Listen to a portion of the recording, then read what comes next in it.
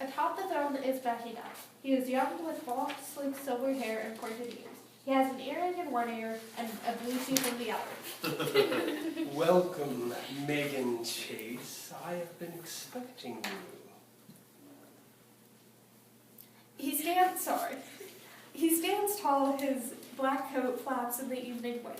A strange silvery cloak lays across his shoulder. Megan stands and moves to shield Ash. She draws the bow and arrow up and aims it at Makina.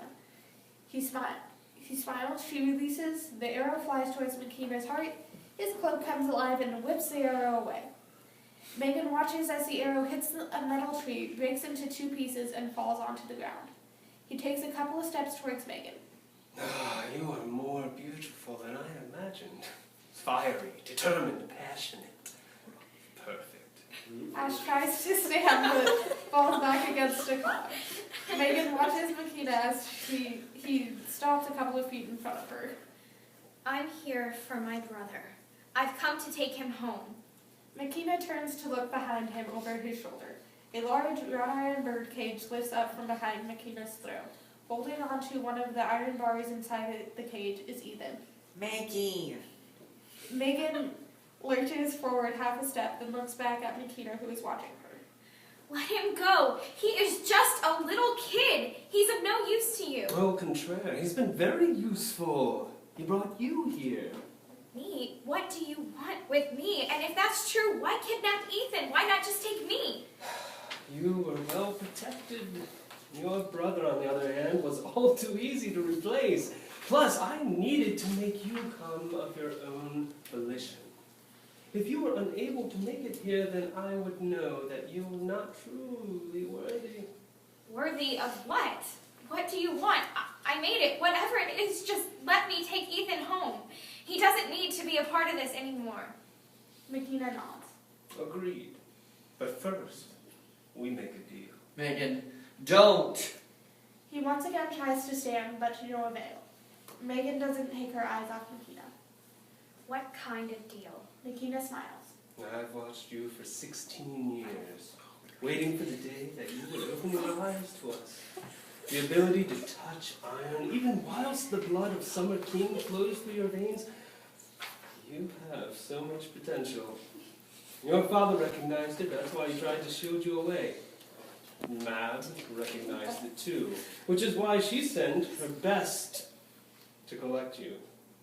I can offer you something better than both of them. The chance to rule, to use your gifts, to be my queen. Say yes, and your brother goes home. You will have my subjects and guards at your disposal. You may even keep your prince, though he most likely won't last long. More than all that, you will belong. Isn't that what you have always wanted? To belong. Megan looks at Ethan, trembling in the cage. Then she turns to look at Ash. He is on his stomach, barely holding his head off the cog to look at her. She looks back at Makina. If I refuse, Then you watch everyone and everything you love die. The old bloods and the never-never, as you know it, will disappear with or without you. Lead the change or be consumed by it. Megan looks down. One of the silver wires of his cloak reaches out and lifts her head up to meet his. Is it such a terrible thing to rule, my love? Say yes, and your family and friends will be safe. Ash slams his ice blade into Makina's chest. The wires move from Megan's face and wrap around Ash's waist. It slams him into the tree and retracts, leaving Ash in a crumpled heap. Makina reaches down and pulls the blade from his chest.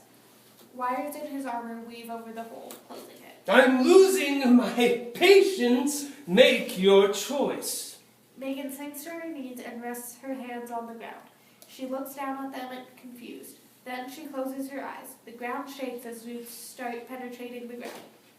The ends of the roots coil around Makina, holding him and his cloak still. Megan stands and walks over to the broken arrow. She picks it up and walks over to Makina, stopping in front of him. Why?